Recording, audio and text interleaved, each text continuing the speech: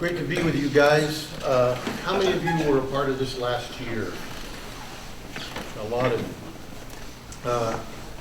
you. Last year was sort of a pilot. We kind of worked on some material, shaped it a little bit, and this year we're going back through that material, and the idea was that any of you who've been through some of it before would invite others to join you so that you could kind of lead them through some of this material as we think about it more deeply. It has to do with who we are as men. To start, I want you to join me 22 years ago. I was 40. At 40 years old, I had planted a church in Arkansas. The church had grown and gotten to a certain size that it was overwhelming me. It was too big for just me, but we didn't have the money to hire anybody else to help. Starting a new church is always a challenge in that regard, and so I was working 70, 80 hours a week. I had 3 children, 3 little children.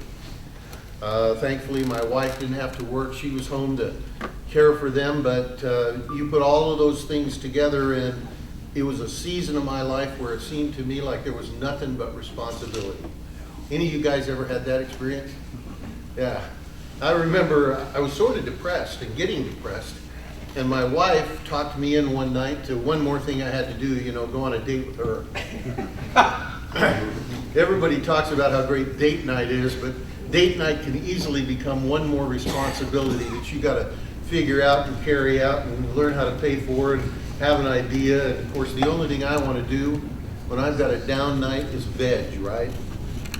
The last thing I want to do is go out and have conversation, because usually it turns out being about me and what I'm not doing so well, and by the time the night's over, we're sleeping in different bedrooms. What a date night, huh? That's not quite the way it goes, but I decided to take my wife to a movie. She agreed to go to a movie, so we went to see this stupid movie, Parenthood, with Steve Martin. Anybody ever seen it? Well, the movie is about this guy who's a lawyer or he's a businessman in a major firm. He has 4 children. His children are pretty young. He's got one that's an early teenager. That's the oldest. He's a boy. Steve Martin's dad was a traveling salesman and was a lousy father. So Steve is driven to try to be a better father to his kids than his dad was to him. His oldest son is sort of an athletic nerd. You know what I mean? He's not athletic at all. He's the kid you put in right field if you're coaching a baseball team. And dad is coaching the baseball team, trying to live vicariously through his kids. And if his kids do well, he feels like a good dad. And if his kids don't do well, he feels like he's a miserable dad, right? So he's got this older son that he's always got this relational tension with, because the older son just can't come through athletically in the areas that dad is interested in. Well, you get this scene where dad has been working hard to get a promotion. He got 4 kids. You'd like to move up the ladder, get a little more money, a little more security. He's been working for partner in his firm. And imagine the scene. He gets called into the big boss's office. And he's all excited because he knows he's going to get this partnership. And the boss says, we're passing you over for partner. We're giving it to this young guy who's worked with us a couple of years. Steve Martin says, why? He says, well, it's really pretty simple. The job requires total focus. This guy's not married. He doesn't have a wife, doesn't have any kids. He can just focus 100% on the job. He can take clients out and get them drunk and spend all night with them and that kind of stuff. You can't do that because you got 4 kids and a wife and responsibility. So look at the double bind. The reason he needs the promotion is because he's got a wife and 4 kids. The reason he doesn't get the promotion is because he's got a wife and 4 kids. And so he blows his top and he quits. I don't need this stinking job. So he runs home. He's going to tell his wife, he's depressed. He's going to tell his wife that, I lost my job, quit my job. And before he can get it out, she says, I'm pregnant. Number 5. And he says, well, this isn't a good time to be pregnant. I just quit my job. And she says, well, this isn't a good time to quit your job. He says, well, man, Then he asks the question stupid men always ask, how did this happen? Right? And she says, well, you were there. And he starts ranting and raving about all the challenges and the cost and everything of kids. And she says, well, it doesn't sound to me like you want to have this baby at all. And he goes passive and kind of suggests that maybe abortion is an option. He doesn't use the word, but he says, whatever you think we ought to do, baby. And she says, well, I want to have this child. And he says, great. Let's have this child. Let's have a dozen more. He loses it, right? She says, well, the way you're acting, I'm not sure we should have the children we've got. And he says, well, that's great for you because you get to live in la-la land. I'm going to make a living and support all of these kids. And his son walks in and says, Dad, it's time to go. And he says, and now I have to go coach this blankety-blank baseball game. He grabs his hat and starts to storm out. She says, do you have to? And I'll remember he turned to her and said something that so touched my masculine heart, I began to weep right next to my wife in the theater. He said, my whole life is a have to. You guys ever felt that way?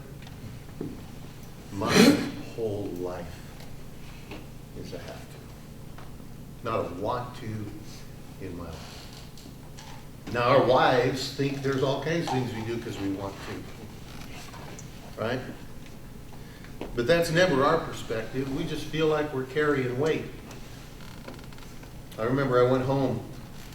The next day, the Lord led me to a passage that's had a significant paradigm shift in my life. It's this passage of the parable of the bags of gold, or the talents.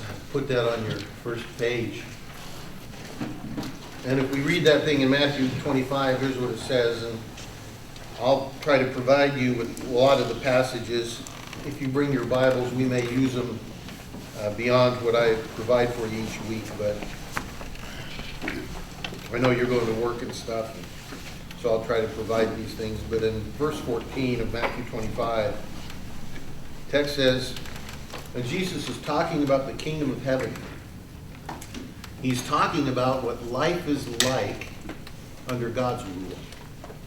Okay? That's what he's talking about. He says it'll be like a man going on a journey who called his servants and entrusted his wealth to them. To one he gave 5 bags of gold, to another 2 bags, and to another 1 bag, each according to his ability. Then he went on his journey. And the man who had received the 5 bags of gold went at once and put his money to work and gained 5 more bags. So also the one with the 2 bags of gold gained 2 more.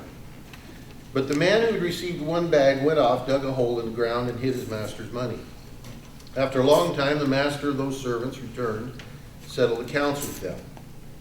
And the man who had received 5 bags of gold brought the other 5. Master, he said, you entrusted me with 5 bags of gold, so you have gained 5 more. His master replied, well done, good and faithful servant. You've been faithful with a few things. I'll put you in charge of many things. Come and share your master's happiness. The man with 2 bags of gold also came. Master, he said, you entrusted me with 2 bags of gold, so you have gained 2 more. His master replied, well done, good and faithful servant. You've been faithful with a few things. I'll put you in charge of many things. Come and share your master's happiness. And then the man who'd received 1 bag of gold came. And master, he said, I knew that you were a hard man, harvesting where you've not sown, gathering where you've not scattered seed. So I was afraid, and I went out and hid your gold in the ground. See, here's what belongs to you. His master replied, you wicked, lazy servant. So you knew that I harvest where I've not sown and gather where I've not scattered seed. Well then, you should have put my money on deposit with a banker so that when I returned, I would have received it back with interest. So take the bag of gold from him and give it to the one who has 10 bags. For whoever has will be given more, and they will have an abundance. Whoever does not have, even what they have will be taken from them. and throw that worthless servant outside into darkness, where there will be weeping and gnashing of teeth. Now, there are a couple of types of servants here to contrast to. There's this wicked, lazy servant. Now, what do we know about him as we look at this text? What do we know? Got one bag of gold. He got one bag of gold. Hid it in the ground. According to his what? His talent. Ability. Okay, so the master gives him one bag of gold based on his ability. Tells me that the master knew him at some level. What else do we know about this guy? Fearful. He was fearful. Afraid of what, Taylor? Master. The master. Afraid of the master. That's interesting. Is this, afraid of failing. Right. And ultimately, probably afraid of his master. I've given you kind of a fill-in-the-blank note-taking outline, and I can make the answers available to you in the coming weeks, but just to kind of fill it in, I'd say this wicked servant had a poor understanding of his master. He certainly had a opinion of his master, didn't he? His master was a hard man. We don't see that proven out in the story with the other two servants, but he had that perspective. He had a poor understanding of himself. Apparently, he didn't believe he had the ability to do anything with that bag of gold. And yet the master had given it to him based on what? Balance. His ability. He had a poor understanding of his calling as a servant. Didn't realize his job was not to just protect himself. That's what he's doing here. So as a result of that, he lacked courage, right? He couldn't take a risk or exercise initiative.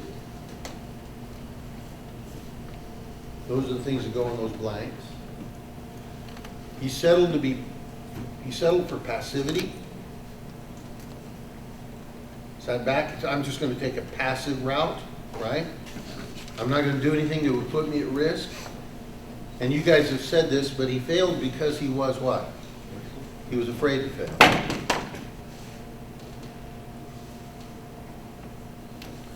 He was afraid to fail. Now the consequences given to that servant are interesting. Master says to him, "You wicked and lazy servant." He says, I want you to take that bag of gold and give it to somebody who's got it. Take the responsibility away. He says, now throw him into outer darkness where there's weeping and gnashing of teeth. What's that metaphor? Hell. Hell, maybe. But more specifically, weeping speaks to feeling sorry for yourself. Gnashing of teeth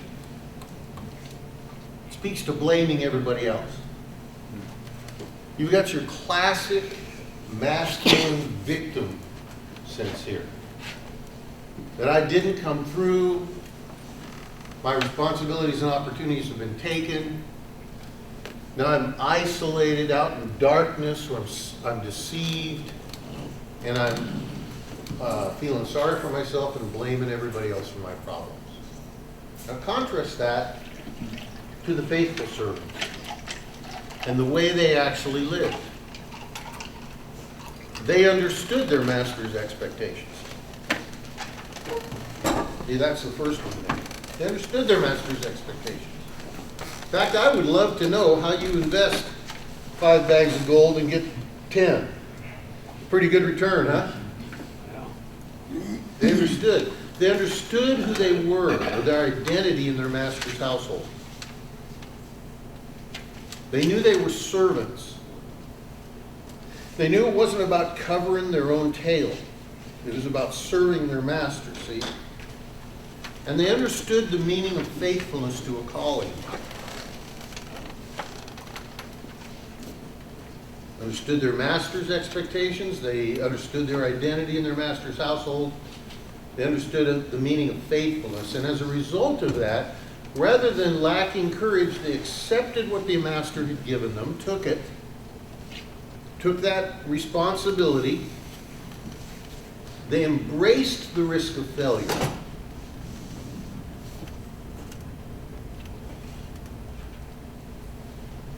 They made the choices they were empowered to make, right? Because the master had given them choices to make, so they made those choices. And the reason they did it was for the happiness or the joy of the master. In sharing that happiness and joy, that's exactly the reward. The master says to them, enter into the happiness or the joy of your master. We have done this together. You fulfilled your responsibility. Now, here's the interesting question. If you think about that text, what's the reward for being faithful to responsibility? More responsibility. More responsibility? I mean, where's the vacation in Cancun? Right? Where's the Lamborghini? Where's the partnership? Where's the early retirement? You know, where's the sabbatical year? None of those things are there. He doesn't say, well done, good and faithful servant. Take a break. You've done enough. And it really hit me like a ton of bricks that you and I as men, we were born to carry responsibility. The problem is, we start in the wrong place. And this is where I want to concentrate today.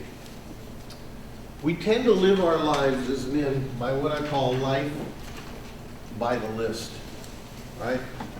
And here's what that looks like. We have a list of responsibilities, and we order them in priority. So for a good godly man, what's the first priority? Oh, of course. I mean, this is church, right? We know it's something else, but the answer has to be God. It looks like a squirrel, but it's got to be Jesus, right? So we know God's first. What comes next? Family. Family. Everybody's list is going to be a little different, right? Family. Tell me more of the responsibilities. What goes on this list? What's next? Work. Work. What's next? Neighborhood. Their house. Neighborhood, community maybe? Gator football. That doesn't even make the list.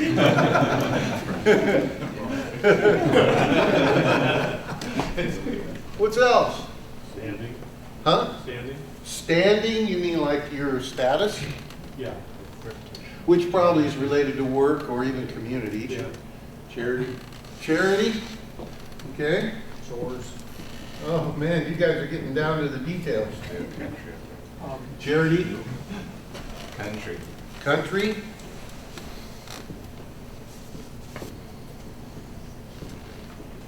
Where's church? Come on, guys. Church. At least you're an honest crowd. What's at the very bottom? Self. Self. Right?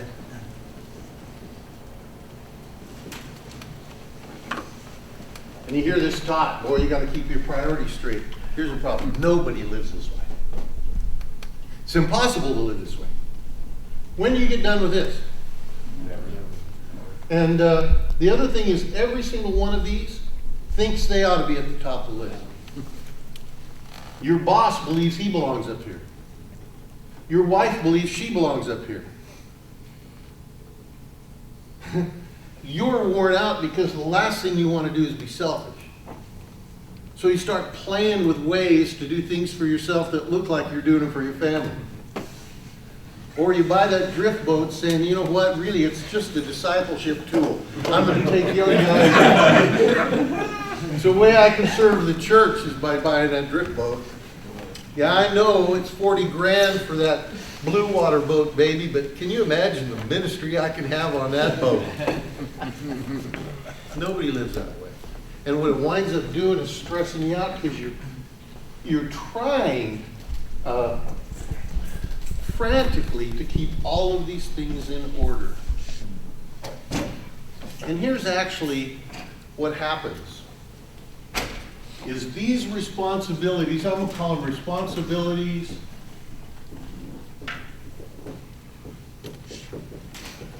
and opportunities,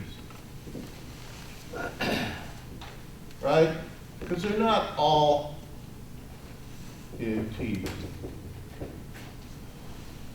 not all heavy all the time. I mean, we got married. When we got married, we weren't thinking, well, I can't wait to embrace this responsibility. It was an opportunity, right? When we took a job, it's an opportunity. So these things, responsibilities and opportunities, and they're good things, but here's the problem. When we start with them as men, when we think about just fulfilling our responsibilities in life,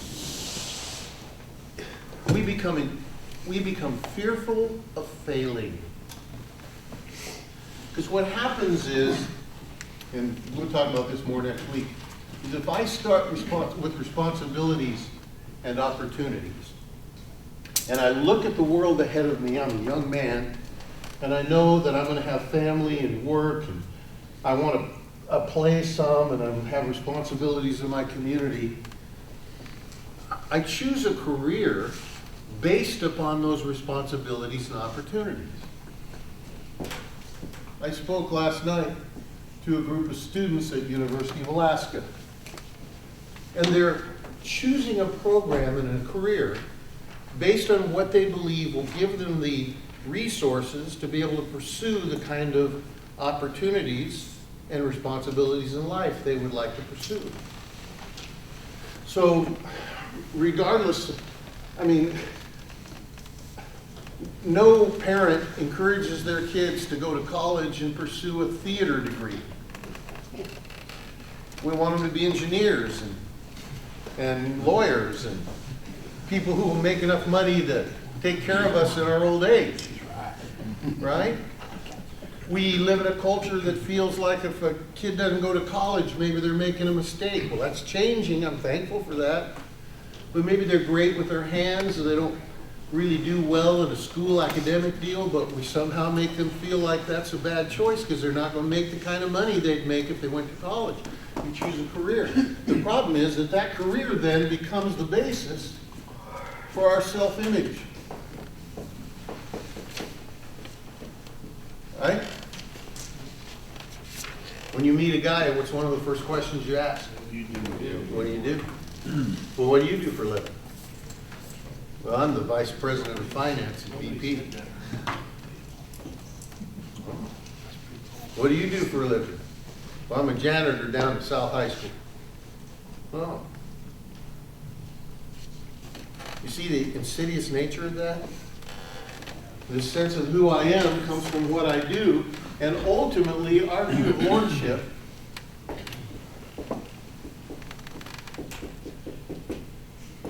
or our theology is based upon our philosophy of who we are.